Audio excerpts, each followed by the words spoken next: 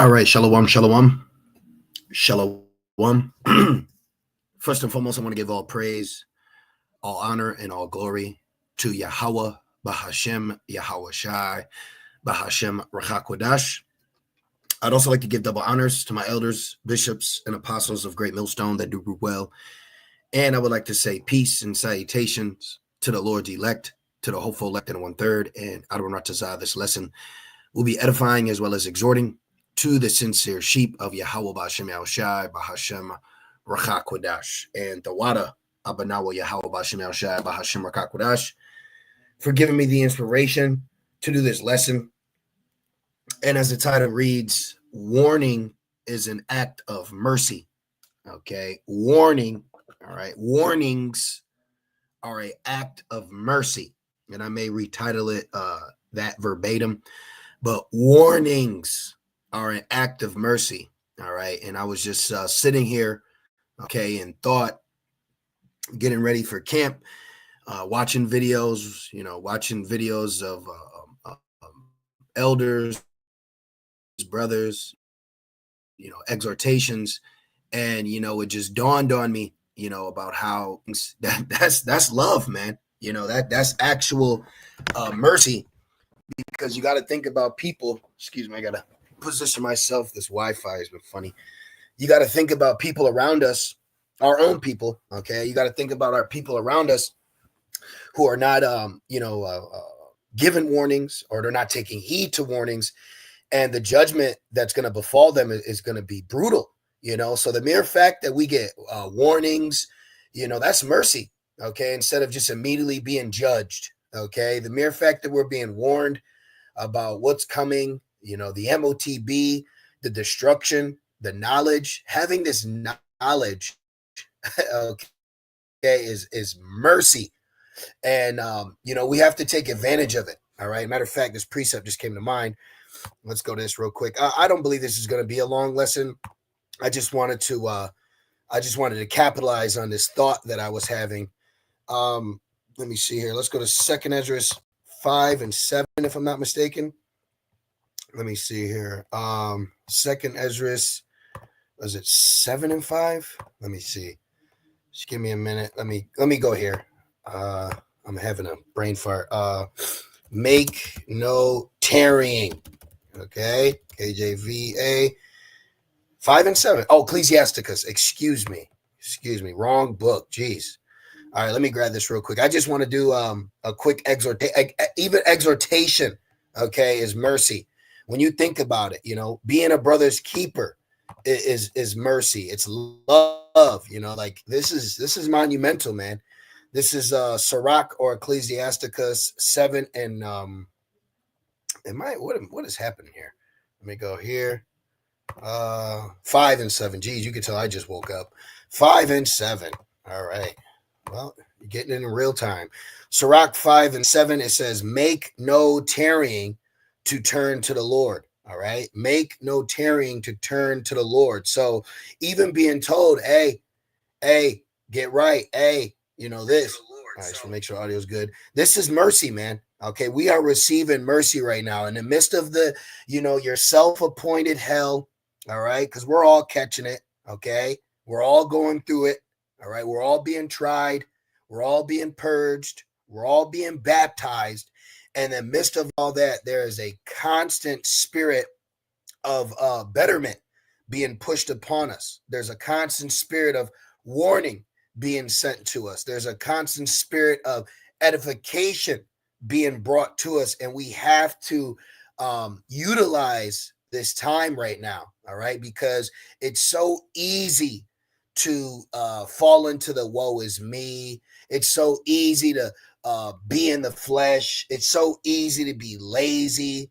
Okay. It's so easy to be in the world. Remember, it says broad is the gate. Okay. But it's narrow, or broad is the way. Okay. So this thing is happening, man. And I'm telling you this truth. You have to be spiritually mature. You have to be mentally mature. You have to be spiritually mature. This is why the Holy Spirit is, let me get this in Romans 8. This is why the Holy Spirit is such a blessing for us to have, because we would be through. We would be so through if we went through the tutelage, okay, of these other camps like IUIC, and they kind of push a save yourself doctrine, meaning do this with the law, do that with the law, like, no, bro. Okay, no, we need help. All right, we need help. We need spiritual guidance. Look, Romans 8 and 26, it says, likewise, the Spirit also helpeth our infirmities. Okay, it didn't say living by the law helps your infirmities. All right, now we're not discrediting the law, but what we're tapping into is the spiritual aspect of this truth, not just the carnal, not just the flesh, not just what you can see.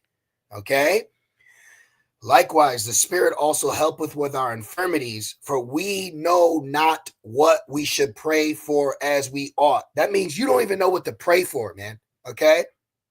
And there's times where I just pray to pray, meaning I'm praying that the Lord shows me what to pray for. You pray for help, you pray for mercy, you pray for things, but there's things that we don't even know we should be praying for. This is why the Spirit helpeth us. It says, but the Spirit itself maketh intercession for us with groanings which cannot be uttered. This walk is different. The mere fact that you're getting a warning is mercy. Now, it just comes across my mind, so I'm going to use it as an example. Something simple as rebuking the wicked portions of our people, like as with women. Okay, now they'll look at that as misogynist or like, bitch, excuse my language for saying, but you being warned. You're given a warning before the judgment comes. So if you can't even take the warning as mercy, then what are you going to do in a time of judgment? Just like us, brothers are. I was just watching a video that from the elder from California. Man, the name escapes me. I'm not even gonna try to pronounce it. But he was going into about the drinking demon. That's a warning. That's a warning. Okay, that's the point. People don't look at warnings with constructive criticism. You're not looking at what's being said for the value of it. You're listening what's being said as in a defensive manner. That's a demon on you, man. That's a fucking demon. You got a demon in your ear like a parasite under your tongue that you just trying to block you from a blessing, man. You got to literally understand that. Like the elder said, it's you versus you. And if you can't take heed to a warning to see that that was mercy, what are you going to do when the judgment comes? Because that's one thing that I'm learning in this truth. Now, we all have our own walks. Now, me personally, I grew up without a father figure. Okay, I was raised under the vibration of a single Israelite woman. All right, and a lot of our people have been raised under generational curses through the funnel, all right, of the weaker vessel. So what I'm getting at is, if you conduct yourself with a weaker vessel mindset, what you are doing or what is being done is you are potentially, okay, you are potentially missing out on the fruit of the Spirit to guide you to manhood. Okay, warnings are mercy. It ain't like, this motherfucker, man, this nigga always go to. Matter of fact, let me get this in Proverbs, man.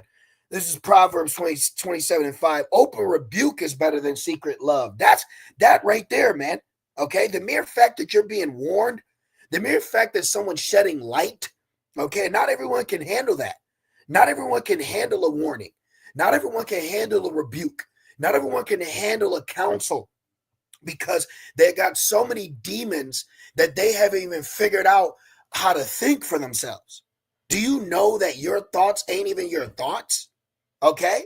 Meaning there are things that are going to come across your mind, and you're going to think that you thought that and then go with that, like impulse. Okay?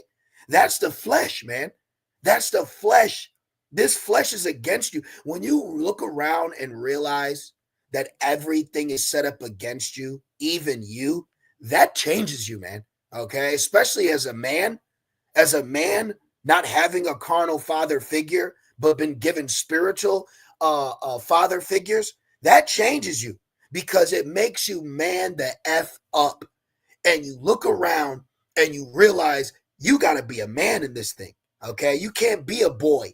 You can't just be the little girl. But this is why the man's the head, because I'm talking to the brothers first. Okay. We have to be men, but you have to experience what it means to be a man. All right. And that means you got to stand up. This thing is deep, man.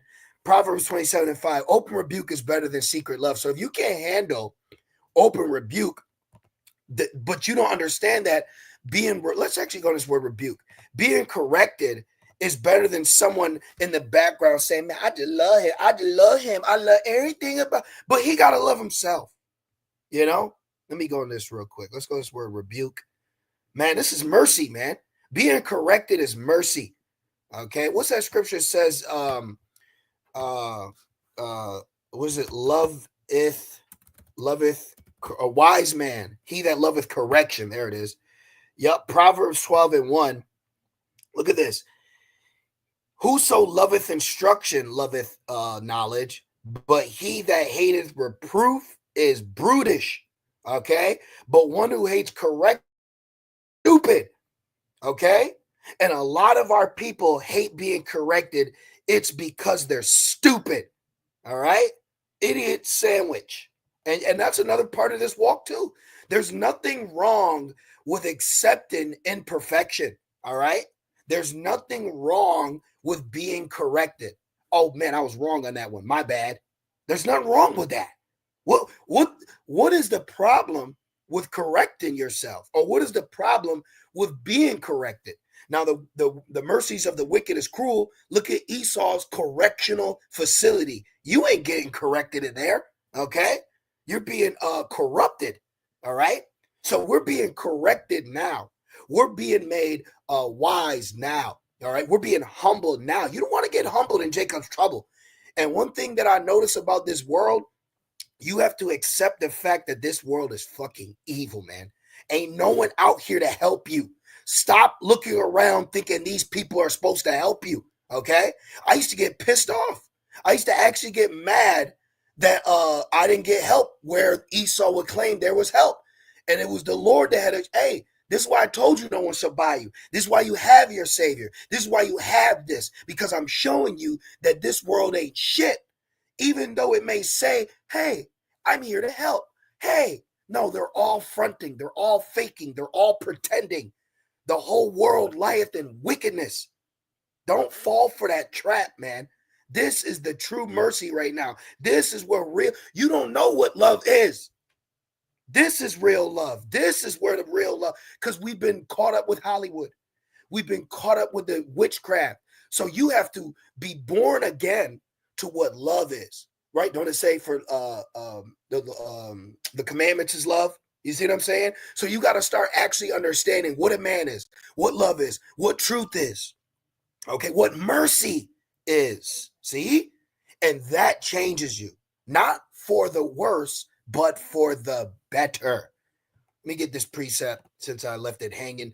Sirach 5:7. Make no tarrying to turn to the Lord, and put not off from day to day. You can't put off from day to day, because tomorrow isn't promised, as they would say, right? Meaning you don't know what tomorrow is going to bring prophetically, and what you have today, you will have to take with you tomorrow. So that's why it says the outward man perish, but the inward man is. Do you know what it means to be renewed? Do you actually know? Like, okay, the only way I can explain it is with a carnal analogy. Let's just take a 6-pack, okay? Not a beer, a 6-pack of a stomach. Do you know what that person had to go through to obtain that? So do you know what you have to go through to change? Do you know what you need to experience to be renewed? I mean, to me, that's monumental. Like in these last days, the milk is so powerful to me, because it's like there are certain words where you're like, do you know what you have to go through to have that? You know, do you know what you have to go through to be that. See, you got to really start. This thing is truly about manning up. Okay, there's nothing else that I can see that you have to truly be a man. You have to be mature. You have to be truly in the spirit. You have to be truly of Yahweh Shem Yahushai, man. Okay, and it says, "For suddenly shall the wrath of the Lord come forth." So the fact that we're being warned that wrath is coming, that is mercy. No one else is telling you that. When you look around, what are they telling you? You know, it reminds me of the scene in Dark Knight. You know, I'm a lover of films. Okay, and this is the best way I can explain it. When Gordon Ramsay so-called died, and Rachel was in the police station, and then Harvey Dent, he said, Rachel, look around. You can't trust no one. You see? That's the point. This walk is you got to be on your P's. You got to be on your Q's. You have to be on point, okay? Because no one around you is going to put you on. They're not. They're the whole point of Babylon is to capitalize off of your ignorance. So the moment that you realize, oh, you want me to be wicked. You want me to be black. You want me to be adulterer. That's when you grow into manhood. Okay, where you have to be the head. A woman ain't gonna stop you and say, wait, you know that I got a man and this will be adultery. No, I'm just using examples. They're not gonna stop you and say, hey, don't take this chip because it's the mark of the beast. They want to capitalize off of that's Satan's game. This is why Esau plays it so well, because he's Satan in the flesh. Okay? You want to see professional wickedness? Go into the business world of Babylon, okay? Where you got to deal with somebody who's professionally, legally stabbing you in the back, and then you got to sit across the table for them, and you can't crash out. See that? That's the world you're around right now. That's the world you're living in, okay? Where a man will fuck your woman and smile in your face at a barbecue. You see that? No one's telling you this. Except for Yahweh Bashim Shai, Bashim Rakakwadash. This is why people crash out. This is why people are losing it. Because they are experiencing how evil this world is, and they don't have the Lord to rely on. But we do. It says, for suddenly the wrath of the Lord comes forth, and in thy security thou shalt be destroyed and perish in the day of vengeance. Who else is telling us this?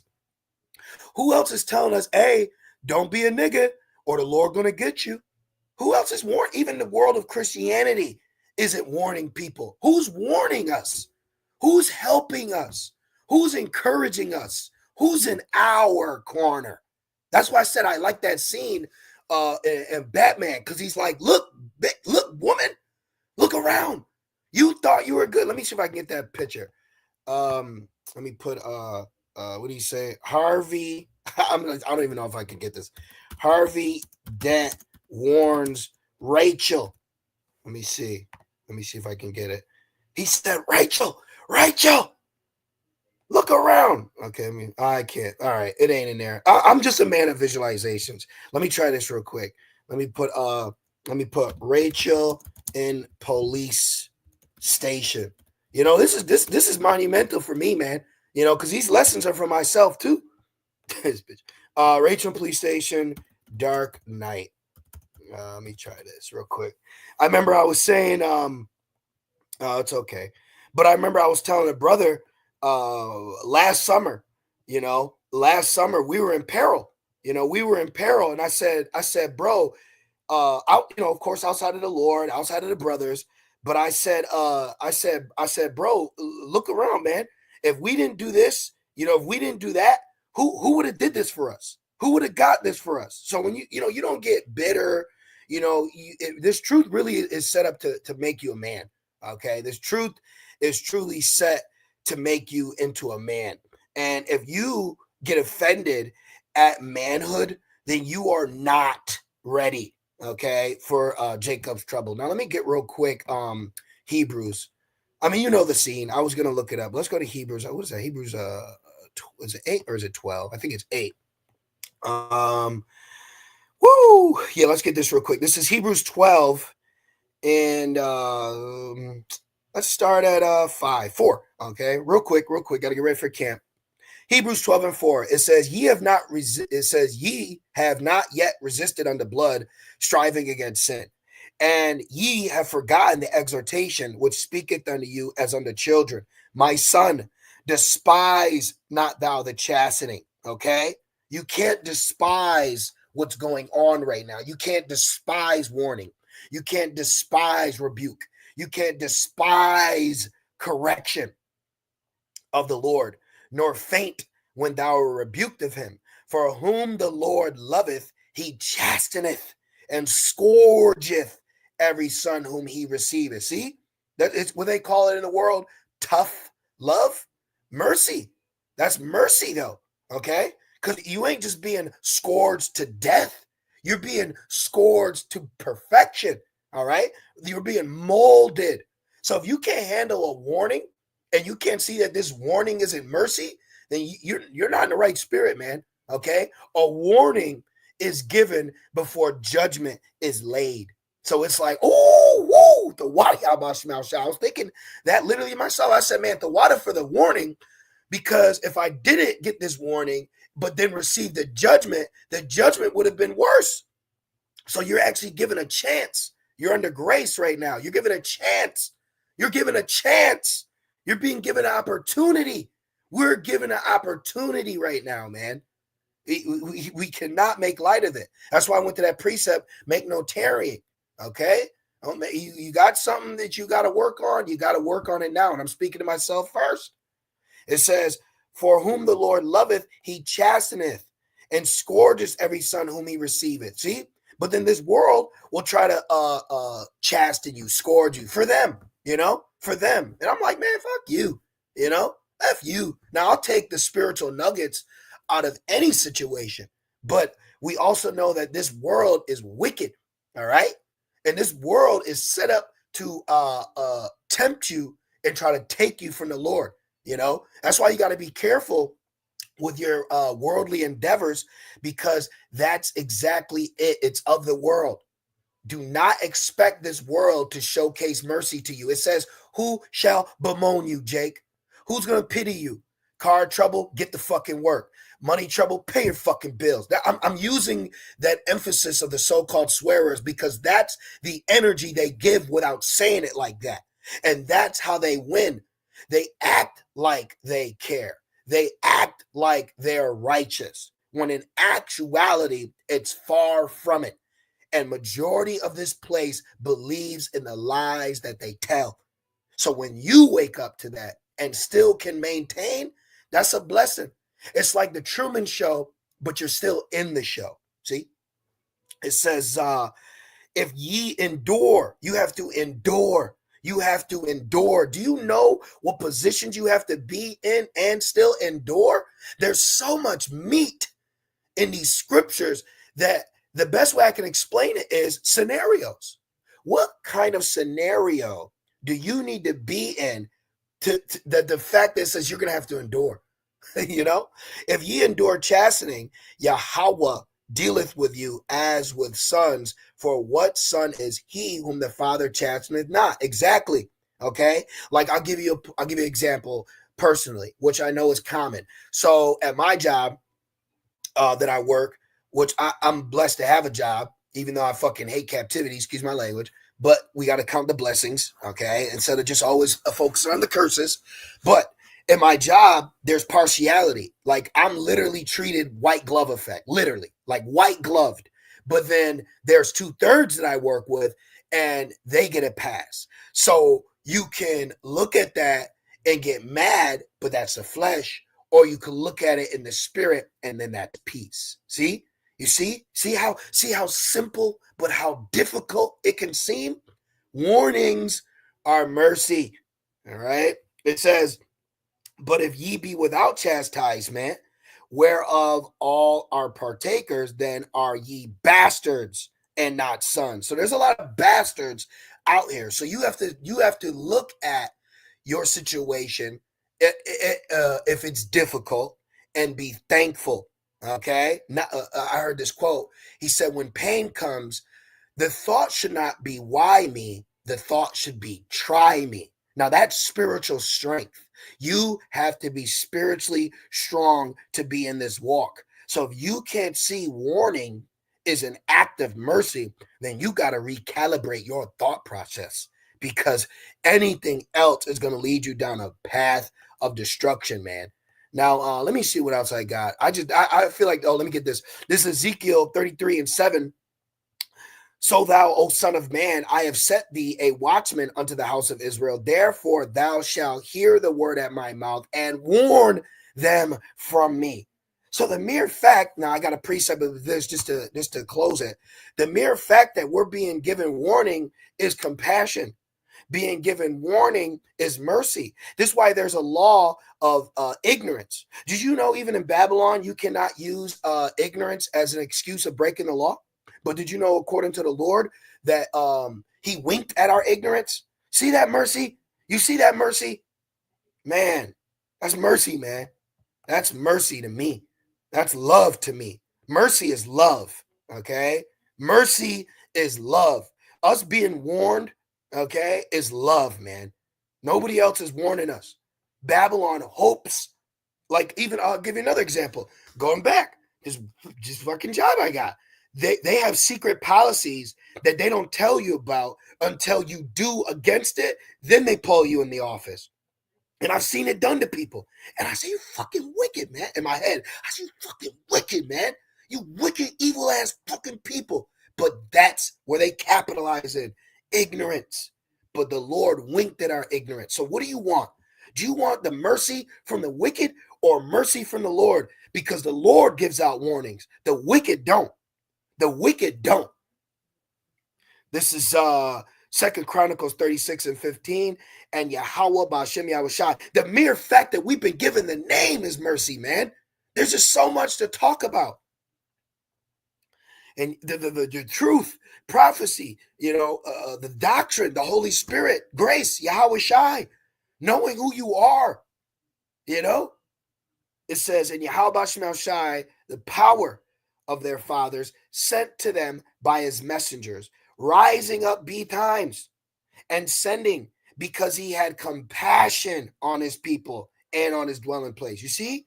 So the fact that you still have camp right now is compassion. The fact that we're still being used for camp is mercy. Okay? Because when that famine of the word comes, the only way I can explain it is the days of Noah.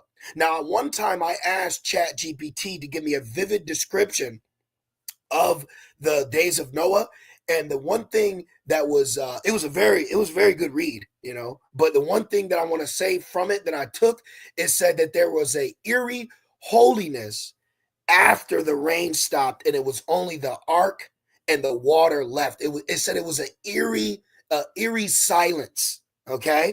And you got to think about that. In the days of Noah, finally, when the flood came and the rain, all right, and everybody drowned or got washed away, and there was nothing left but this ark just in the distance floating, So it's when that judgment comes, it's gonna be eerie, man. Okay, it's gonna be bad. You're gonna see the lack of compassion from the Lord on his people. So people don't look at camp right now as compassion. Some look at it as death, and others a sweet smell of life. So you got to think about that with us being out here. Let me see real quick. It's in Corinthians, but in Corinthians it says some of us are as a sweet savor of life, and others to death. But the ones that look at this as death don't realize, but this is the Lord's compassion right now. You know what I mean? Like, people don't look at it how they're supposed to. They're fat shaming. Their open rebuke is better than secret love, man. So I'm gonna end it there. I just wanted to express this thought process that I had from watching videos this morning, and just had to put it on wax. So you just got to understand, us being out at camp, the Lord's word being sent right now. Correction is mercy. Warnings are mercy. These are forms of love that the world has not showed us, because that's exactly it. It's of the world and not of Yahweh Bashem El Shai. So I'm going to end it there.